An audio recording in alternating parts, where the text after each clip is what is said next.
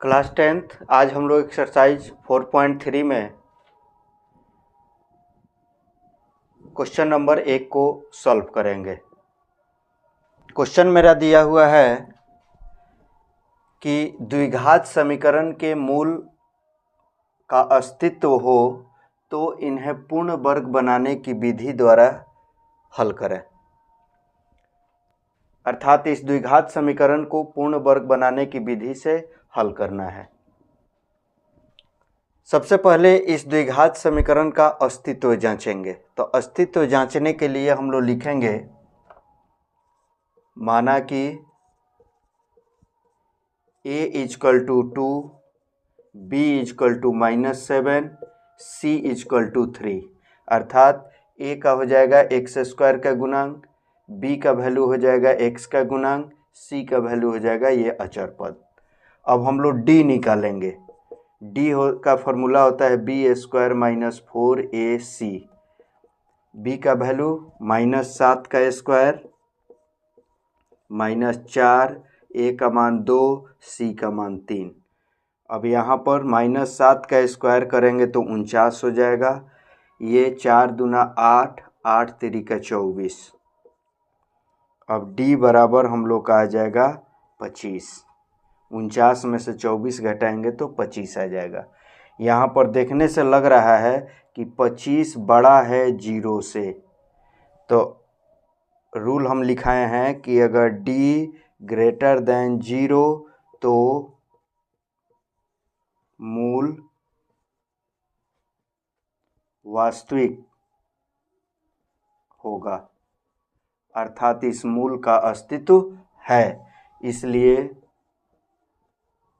यहाँ पर 25 बड़ा है 0 से, इसलिए मूल का अस्तित्व होगा। अब यहाँ पर मूल का अस्तित्व हम लोग जांच लिए। अब मूल का अस्तित्व जांचने के बाद इन्हें पूर्ण वर्ग बनाने की विधि से अब हम लोग हल करेंगे। आइए आगे हल करते हैं। इसको पूर्ण वर्ग बनाने की विधि से जब हल करेंगे तो आपको पिछले सेशन में हम कुछ नियम इसके लिखाए हैं। पहला नियम हम लिखवाए हैं कि x स्क्वायर के गुणांक से पूरे इक्वेशन में भाग दे देंगे। तो आइए अब हम लोग भाग देते हैं। तो 2x² / 2 -7/2x + 3/2 = 0। अब ये 2 से 2 कट जाएगा, हम लोग के पास बच जाएगा x² - 7/2x + 3/2 = 0। इसके बाद दूसरा नियम हम लिखवाए हैं कि अचर पद को बराबर के दाहिने तरफ लेकर जाएंगे। तो मेरा इक्वेशन हो जाएगा यहाँ पर x² - 7/2x = -3/2। ये प्लस में ही इधर आएगा तो माइनस में आ जाएगा।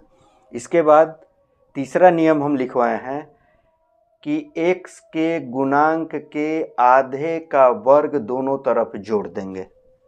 तो यहाँ देखिए x का गुणांक क्या है हम लोग का 7/2 है।